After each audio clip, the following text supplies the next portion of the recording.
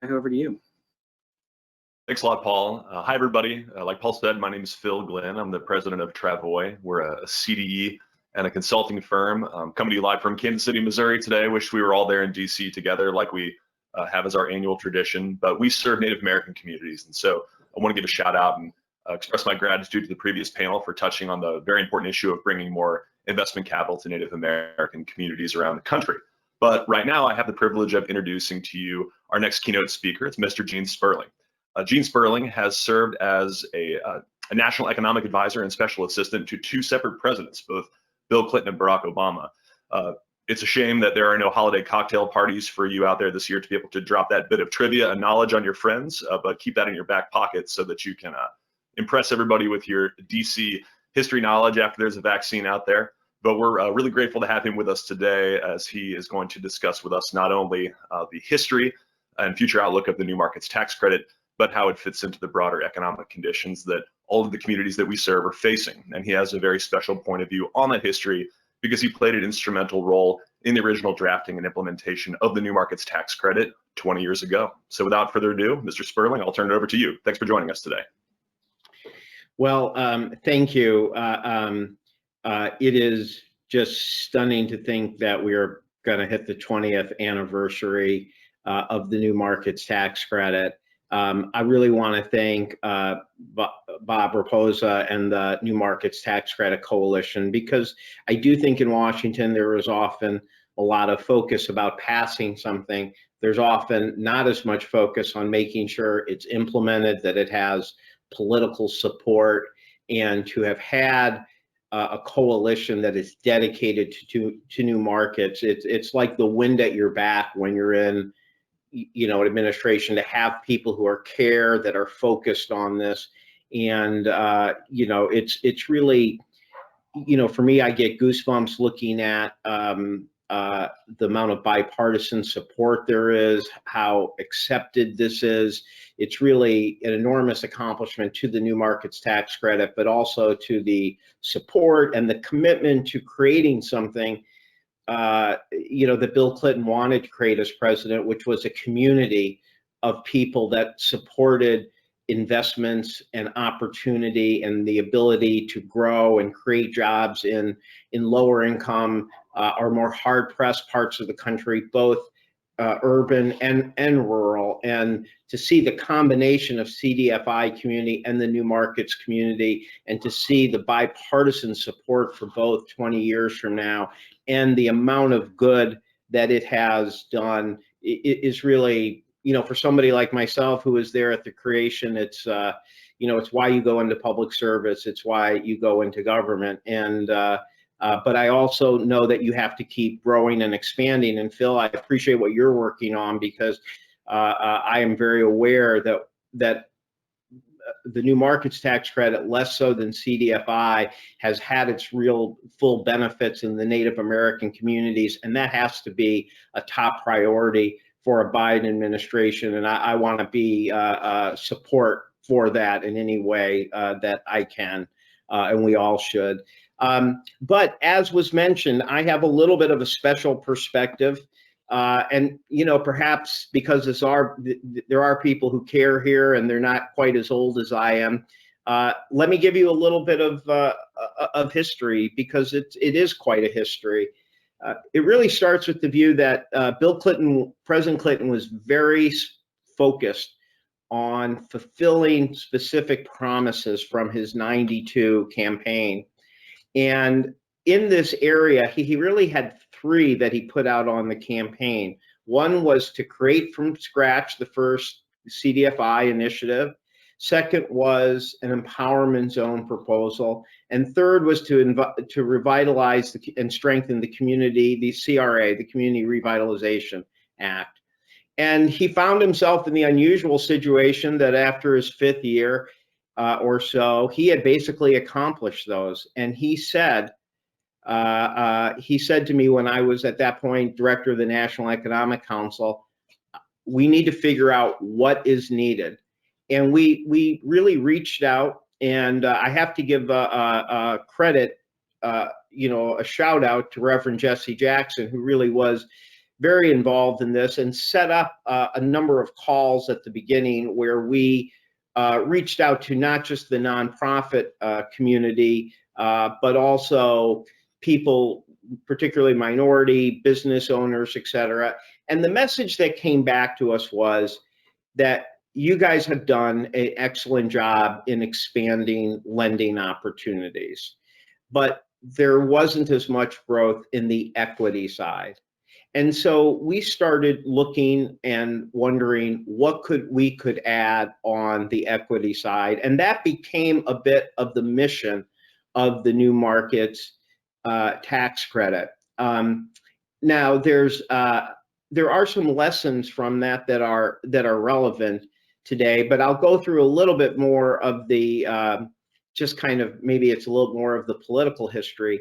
As we started to work on the proposal, President Clinton also became focused on something that I think probably is what led to the Clinton Global Initiative, which was that he had, particularly when Ron Brown was alive and Secretary of Commerce, there was a tendency for administrations to take CEOs and others overseas to look at new markets and to try to encourage overseas investment. And President Clinton got struck with, why doesn't somebody do a new markets tour in the United States? Why do we only do that overseas? Why don't we look for the new markets in our country? Because at that point, the main indicators in the economy, poverty rate, unemployment, were very low. GDP was over 4% a year. And so this idea that this was the right time to focus on areas that were not joining in the prosperity. And so we took these tours, but we decided President wasn't just going to go there.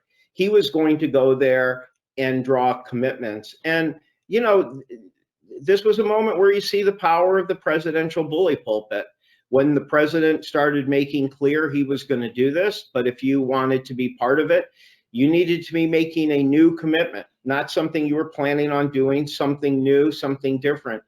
And having that focus did generate, hundreds of millions of dollars of new investments. It also led to things like seeing the president going to places in Mississippi, not just for a moment, but for a day, traveling to places that were not often traveled to. It was shocking to us when we went to the Pine Ridge Reservation that we learned it was the first time since, I believe, the 1920s that a president had spent a full day on a Native American reservation. And we went to Pine Ridge, and we were there, and the president, Andrew Cuomo, was Secretary of HUD.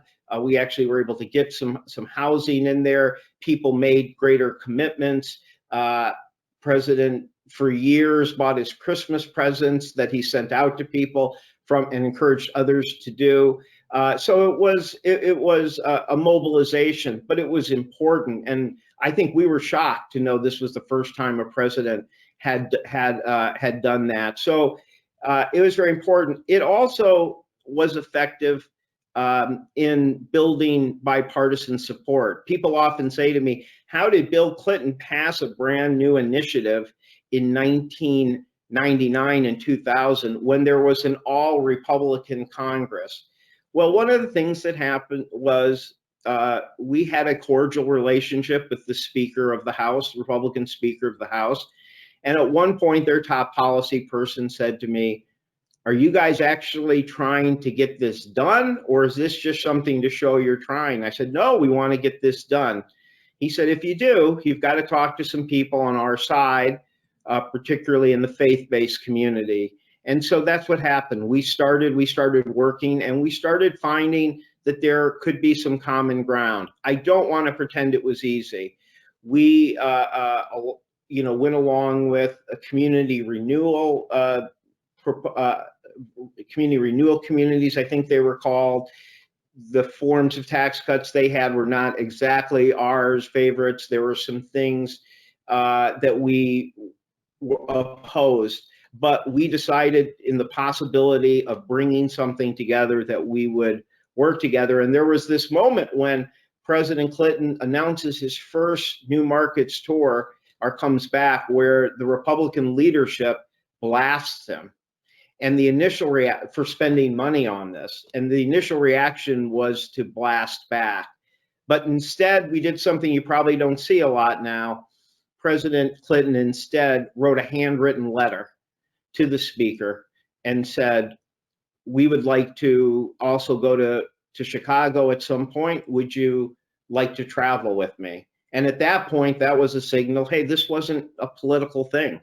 We didn't fire back. He went to, he was inviting the speaker to go with them, to even go to an area near his congressional district. And so it is rather remarkable, but somehow or another, we were able to work and forge this commitment. And yes, there was compromise in it. Yes, there were things in there that there were a couple things. One thing in particular we were strongly against, but we did that. The other thing that was important was it was a learning. I heard Michael Barr talk about the fact that we, worked with Bill Bynum and others.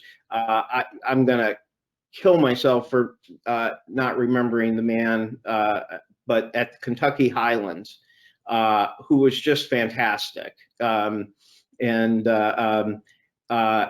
we spent time with him looking at his model, et cetera. And the reason I mentioned that was when the New Markets tax credit passed, we were of the view that not only did you need the capital, but there was also a need for the type of consulting, the type of expertise that we saw, you could see even then, was available for people who lived in the Stamford community or Boston community, but maybe somebody who was just a wonderful entrepreneur didn't have access to in a poor urban or rural area.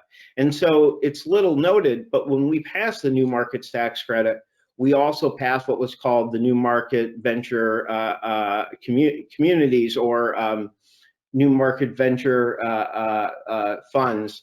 And they were to go to actually, so not only would there be support, but for the tax credits, but there'd also be some funds that could go to places like Kentucky Highlands that could work with a person on a business plan, on hiring a market person, on how to go out and get more funds. And so when a new administration came in, the good news was they decided to continue the New Markets tax credit, even though it was an initiative of President Clinton. But that New Markets venture capital was eliminated, or I should say, never funded through the appropriations process. The other thing that I think is relevant today was the design of the tax credit. I used to have a saying at the National Economic Council. I would say to people, hey, don't do things that feel good today, but are going to have any of us on 60 Minutes 5 or 6 years later saying, how did that go wrong? So sometimes we'd say the 60 Minutes test. And at some point, John Talisman, who was the Assistant Secretary for Tax Policy, asked if he could talk to me one-on-one. And he said, listen, I think we have to make this an allocated tax credit, meaning one people had to apply for. Well, I was really concerned when he said this, because we had just gotten bipartisan support. And the fear was maybe the idea that this was something you had to compete for would make it look less like a tax credit, and would it hurt our support? And he said to me, he said, listen, I really take seriously on the tax side the 60 Minutes rule. And he said, I think we can design this. I think we've designed this very well. I think the 6-year period, the 39% tax credit, I think it all works well. He said, but you're asking me to figure out, can I make sure that people in the private sector will not figure out at some point a way to game this? in which case you could see situations of tax benefits going to well-off Americans and it not having its benefit. And I became convinced he was right, and we were able to still keep bipartisan agreement for that. And I mention it now because I think that my fear of the opportunity zones is precisely that they didn't have that focus on guardrails, et cetera. And I worry very much that we will see that without the type of guardrails that the new markets tax credit had, that we're going to see, I think, those kind of examples of funds going to the benefits going to the most well-off, that unlike the new markets tax credit, you cannot prove clearly go to lower income communities and lower income CDEs supporting lower income communities. So I think that's an important lesson. And I think that one has to do that balance between the simplicity of a program and making sure it works and lasts. And I think one of the reasons new markets tax credit has worked and lasts is not only the good things it's done, but the bad things it hasn't done. And I think what we're seeing, and we'll see with opportunity zones, is we'll see a lot of things that don't meet this standard because it didn't have the care that the new markets tax credit did in its design. So I think that it is really important to look at this history. And then the last thing I want to say is that I had the privilege of being able to advise the Biden economic team quite a lot during the summer, over the last 7-8 months of the campaign. And this notion of both providing financing and equity was a key thing in 2010 when we designed the SSBIC, the State Small Business Credit Initiative, which allowed funds to go to states that could also do things like do entrepreneurial venture capital. And that was a part of that. And we saw there was some success with that at a time that we're painfully aware of what a small percentage of venture capital goes to people of color and goes in the middle of the country, not just in 3 or 4 different cities.